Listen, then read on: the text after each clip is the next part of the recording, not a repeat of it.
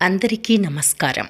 ఈరోజు శివానందలహరిలోని 69వ శ్లోకం గురించి తెలుసుకుందాం.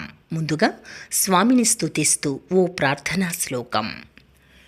కేయూరాణిన భూషయంతి పురుషం హారాన చంద్రోజ్వలా న స్నానం న విలేపనం న కుసుమం నాలంకృతామూర్ధజాః వాణ్యేకాసమలంకరోతి పురుషం యా సంస్కృతా ధార్యతే క్షీయంతే ఖలు భూషణాని సతతం వాగ్భూషణం భూషణం.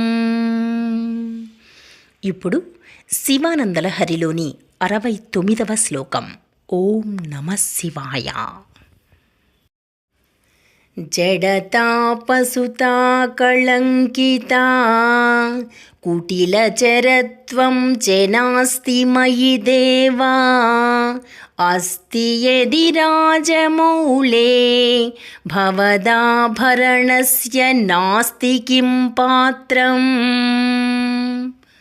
ఈ శ్లోకం యొక్క అర్థమేమిటంటే, దేవా, నాకు జడత్వ పశుత్వ కళంకిత కుటిల సంచారము లేదు. చంద్రున కవియున్నవి, అట్టి చంద్రుని శిరస్సున పెట్టుకుంటివి. అట్టి గుణములున్నచో నేనును నీకు ఆభరణమయ్యేడివాడనేమో. జడత్వము, పశుత్వము, కళంకము లేక వక్రగమనము నాలో లేదు.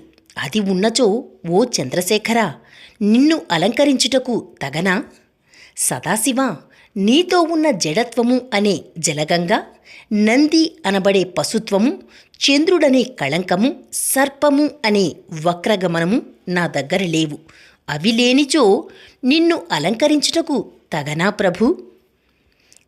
రేపు 70వ శ్లోకం గురించి తెలుసుకుందాం. ఓం నమః శివాయ.